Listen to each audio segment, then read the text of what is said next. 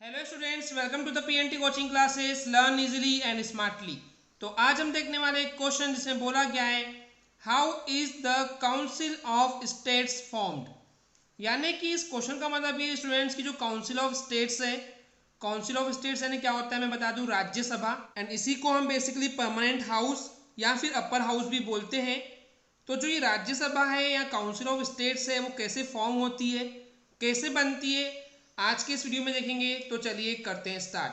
हालांकि स्टूडेंट्स इसी क्वेश्चन में हम दो तीन चीज़ें और इंक्लूड करेंगे, जैसे कि टोटल कितने मेंबर्स होते हैं काउंसिल ऑफ स्टेट्स में, राज्यसभा में, और ये भी बताएंगे कि किस तरीके से इनका सिलेक्शन होता है और कितने नंबर ऑफ मेंबर्स जो हैं वो नॉमिनेट किया जाता है प्रेसिडेंट के थ्रू यानी कि राष्ट्रपति के द्वारा। ओके, तो सबसे पहले स्टूडेंट्स मैं आपको बता दूं कि जो टोटल यानी कि मैक्सिमम नंबर ऑफ मेंबर्स जो कि काउंसिल ऑफ स्टेट्स के हो सकते हैं वो है 250। ओके, यानी कि एक काउंसिल ऑफ स्टेट्स में जो राज्यसभा में है वो मैक्सिमम ज़्यादा से ज़्यादा जो उसके नंबर ऑफ मेंबर्स हैं वो 250 250 हो सकते हैं, जिसमें से 238 जो हैं वो एमएलए सिलेक्ट करते हैं। एमएलए क्या होता है मैंने आपको पिछले वीडियो में बताया था, मेंबर ऑफ लेजिस्लेटिव असेंबली। यानी कि आपके स्टेट में जो विधायक होते हैं जिसको हम क्या बोलते हैं, MLA, member of legislative assembly. तो बेसिकली 238 मेंबर्स को एमएलए सिलेक्ट करते हैं, विधायक चुनते हैं। लेकिन जो 12 मेंबर्स हैं इन 250 में से, तो वो 12 मेंबर्स जो हैं उनका नॉमिनेशन करने वाला जो व्यक्ति होता है वो होता है प्रेसिडेंट यानी कि राष्ट्रपति। यानी कि 12 मेंबर्स का नाम सुझाव कर सकता है, नाम सजेस्ट कर सकता है प्रेसिडेंट, और 12 मेंबर्स को बेसिकली प्रेसिडेंट ही सिलेक्ट करता है। ओके, अब बात आती है कि जो 12 मेंबर्स है ये कहाँ से आते हैं, कौन है ये। तो ऑब्वियस ही बात है, ये जो मेंबर्स हैं 12 मेंबर्स ये बहुत फेमस पर्सनालिटीज़ होते हैं, यानी कि बहुत फेमस लोग होते हैं। अब वो किसी भी फील्ड में हो सकते हैं, या तो लिटरेचर यानी कि साहित्यिक फील्ड में, या आर्ट की फील्ड में यानी कि कला के क्षेत्र में, या फिर साइंस के क्षेत्र में।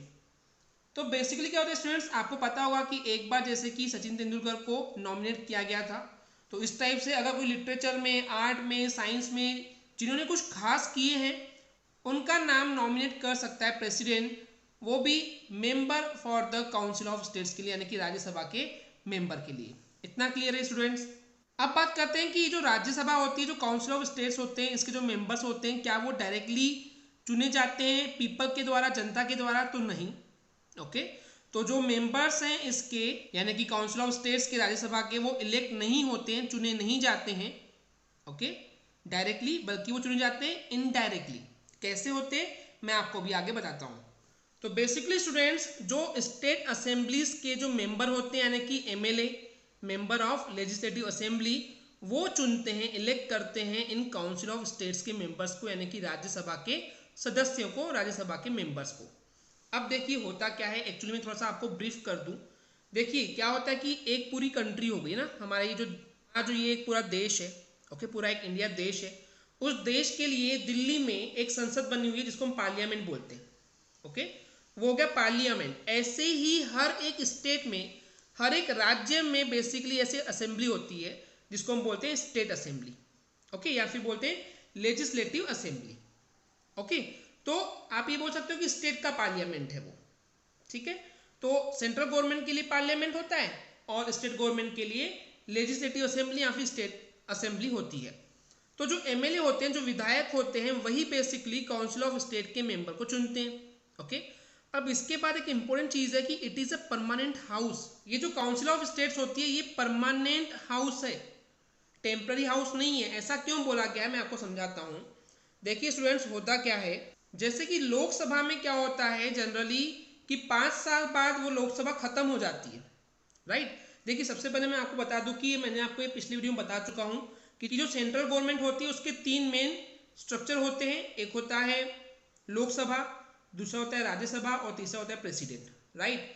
तो राज्यसभा में देखिए क्या होता है, ये परमानेंट हाउस इसीलिए है क्योंकि ऐसा नहीं कि गवर्नमेंट के जैसे ही आप पूरी की पूरी एक साथ राज्यसभा को डिसॉल्व कर दो, खत्म कर दो। जैसे कि लोकसभा में क्या होता है, वोटिंग होती है, फिर वो जो लीडर्स होते हैं, जो नेता हैं वो चुनने जाते हैं, और 5 साल बाद वो डिसॉल्व हो जाते हैं, खत्म हो जाते हैं, मतलब खत्म इन द सेंस वापस से चुनाव होंगे, वापस से नए मेंबर सेलेक्ट होंगे। ओके, तो ये क्या हो गया कि हर 5 साल में लोकसभा डिसमिस होती है, भंग की जाती है, लेकिन राज्यसभा जो है वो एक साथ पूरी की पूरी जितने भी उसके मेंबर है सबको डिसॉल्व नहीं किया जाता है, सबको निकाल नहीं जाता है। इसलिए ही राज्यसभा को यानी कि काउंसिल ऑफ स्टेट्स को हम परमानेंट हाउस बोलते हैं। ओके, वही लिखा हुआ है कि इट इज नेवर डिसॉल्व, ये भंग कभी नहीं होती है, एक साथ कभी भंग नहीं होती है।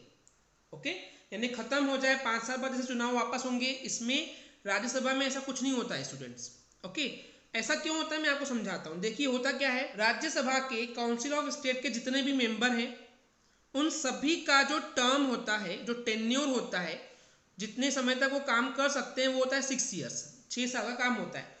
जैसे कि लोकसभा में आपने देखे थे जो उसके मेंबर्स थे, मेंबर ऑफ पार्लियामेंट, एमपीज जो थे, उनका कार्यकाल यानी कि टेन्योर कितना था, 5 ईयर था। ये आपको पता भी है, आप देखते भी हैं।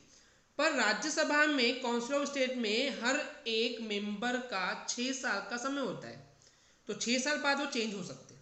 कैसे होते हैं मैं बताता हूँ। देखिए जैसे जितने भी मेंबर्स हैं, ओके, जितने भी मेंबर्स हैं काउंसिल ऑफ स्टेट के, उसमें से 1/3 मेंबर जो है, 1/3 मेंबर, वो 2 साल में रिटायर हो जाते हैं। तो 1/3 मेंबर रिटायर होते हैं, फिर दूसरे 1/3 मेंबर आते हैं, फिर 2 साल बाद फिर 1/3 मेंबर जाएंगे, फिर 1/3 मेंबर आएंगे। तो इस टाइप से आपको समझ में आना चाहिए स्टूडेंट्स कि आप देख रहे हैं एक साथ पूरे के पूरे 250 मेंबर्स को कभी भी डिसॉल्व नहीं किया जाता है, इसीलिए इसको हम परमानेंट हाउस बोलते हैं। तो वेरी इंपॉर्टेंट थिंग कि ये जो काउंसिल ऑफ स्टेट है इसका चेयरमैन कौन होता है। एक्स ऑफिसियो चेयरमैन का मतलब क्या होता है, एक्स ऑफिसियो चेयरमैन मतलब कि जो उस पद पे काम कर रहा है, जो सबसे ऊपर वाला हेड जो होता है, जो चेयरमैन है, वो कौन है। तो काउंसिल ऑफ स्टेट्स का जो एक्स ऑफिसियो चेयरमैन होता है वो होता है इंडिया का वाइस प्रेसिडेंट, यानी कि उपराष्ट्रपति जो है वो इस काउंसिल ऑफ स्टेट्स का एक्स ऑफिशियो चेयरमैन कहलाता है। ओके स्टूडेंट्स, आई होप आपको ये क्लियर हो गया होगा। अगर आपको हमारी वीडियो से कुछ भी सीखने मिला या नॉलेज मिला तो प्लीज़ हमारे चैनल को सब्सक्राइब कीजिए एंड वीडियो को लाइक ज़रूर करें। आज के लिए इतना ही, थैंक यू।